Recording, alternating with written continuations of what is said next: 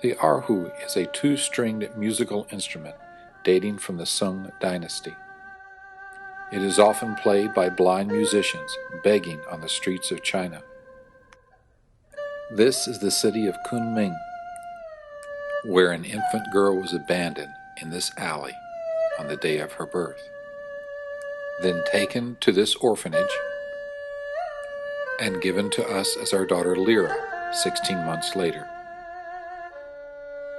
She was so beautiful, and she was so sad. But Lyra liked the food in the hotel and the life on the streets, where old women tugged at her clothing and young women wanted to hold her. We returned to Michigan, where Lyra will grow up and do all the things that American kids do. But she will always be a daughter of China.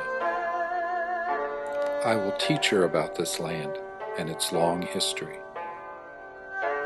which is so beautiful and so sad, just like the sound of the Erhu.